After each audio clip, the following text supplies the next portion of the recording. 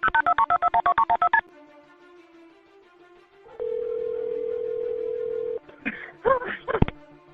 County 911, where's your emergency? This is Alex Murdaugh at 4147 Moselle Road. I need the police to answer immediately. My wife and child got badly.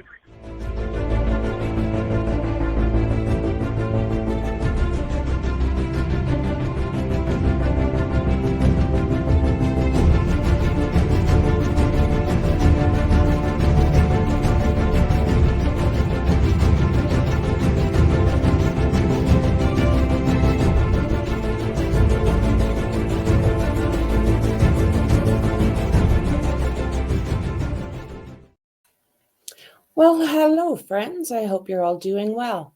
I'm Franky, and welcome to the Think Tank. So I would like to go over a little bit more about Alex Murdaugh. There is one of the first responders who was able to interview Alex Murdaugh is Detective Laura Rutland. And she kind of gives us an idea of what she thought about Alex and his crocodile tears. And there's also a bit of an update as far as the crime scene and what people are seeing and saying. So let's see here. We've already probably all seen this first interview. So right behind Alex is Detective Laura Rutland.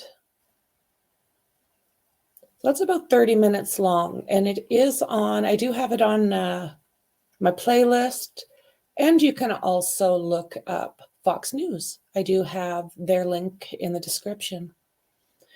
A South Carolina detective who responded to the scene of the Murdaugh'S double homicides on the evening of June 7th, 2021, addressed lingering questions about details of the scene and about Alex Murdaugh following her testimony at his trial this past January.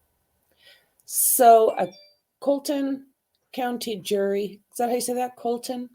County jury convicted Alex Murdaugh, 54, on March 3rd for unaliving his wife, Maggie, and his youngest son, Paul, using a gun and shooting it multiple times in Moselle, which is an estate in Islington. He is convicted of both of these, and he did get life in prison on both Maggie and Paul. So the Colton County Sheriff's Office, Detective Laura Rutland was one of the first few investigators to interview Murdaugh at the crime scene and noticed that he was wearing a clean white t-shirt, cargo pants, even though the former lawyer told investigators that he had tried to take Paul's pulse and turn him over, and that he was also looking for Maggie's pulse. So seeing that he is completely free of any DNA, one would think that that is fairly unusual, in my opinion. Paul and Maggie, as I was saying, were shot multiple times. Paul with a shotgun. So there was a lot of damage, sadly. And addition to the biological matter and around his body, there was also a lot of water. If you can remember from a lot of the different pictures that we've looked at, there was a lot of water right around basically all of the little kennels there.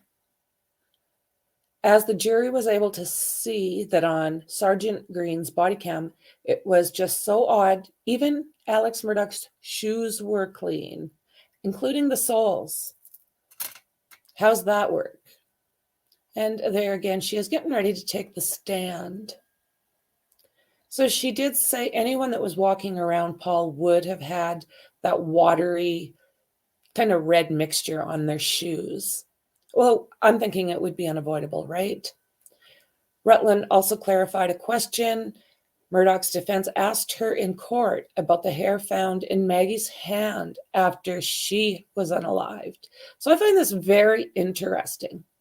So she said, I just want to clarify, And when she said she had suffered her injuries and the bullet exited from the back end of her head, it created a large hole which displaced that part of the skull, including her scalp and her hair.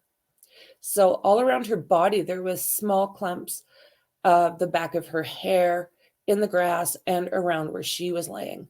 Some had fallen near her hands and arms, and when they removed her, some of that hair was on her fingers. So she said it was just a few strands and that it went with her. This is from the shed, the food shed, and they are itemized, both of these. So it does look like footsteps, does it not? Let's see here. Rutland was assigned to work the case, and at the time, because she was not familiar with Alex Murdaugh and the family and they're saying here legal legacy, that she was able to go into there with a better and a more objective look at things. I got there and I was kind of surprised to see how many law enforcement vehicles were there. I was like, okay, this must not be a normal double unaliving. Something's going on. And she was the state's first witness. They asked me if I knew the Murdaugh family, and I didn't. So I got chosen to work. So David Owen, I went in there and they thought to just handle it like every other case. They asked me if I knew the Murdaugh family. Okay, I went in there with the thought to handle it just like any other case. I think this might be a lawyer back here. So she said that rewatching her interview during the trial, that it seemed like he was trying to make himself cry. When I recounted what he had witnessed at the dog kennels, when recounting what he had witnessed at the dog kennels that evening, there's a few times where you can see he's, I don't know about those tears. So Murdaugh initially told investigators they had not been to the dog kennels all night. He said that he had taken a nap at the house and then driven to see his mother. And during that time, Maggie and Paul went to the kennels. So then he left the property, didn't get in touch with Maggie, so off he went. And then it says a video that Paul snapped on his phone later revealed that Alex Murdaugh's voice was at the dog kennels just before these unalivings took place. So this is what changed everything right here. This little golden nugget. He had some fancy dancing to do.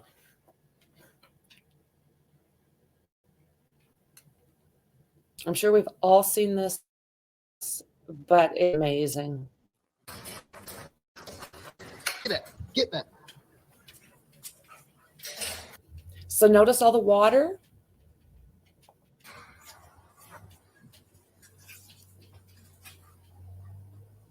Quit, Cash. Quit. That's okay. Come here. What's the matter, Paul? Come here. A little further back, guys. Come here. Quit. I'm sure that's what I hear. Come here. Yeah, what's the matter, Paul? Quit, Cash. Quit. That's okay. Come here. Yeah. Come here, Cash. Get back. Get back.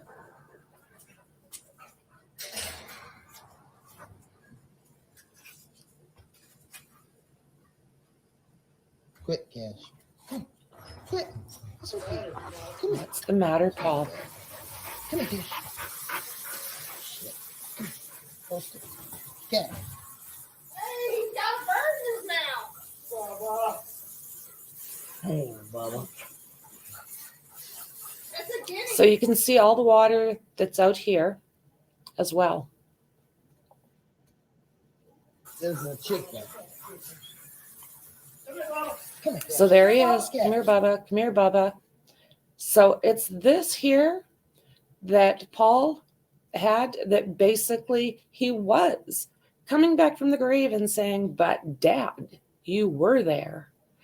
Alec had to do some fancy dancing. Like I said, he had told everybody he went straight from the house to his mother's. Quit.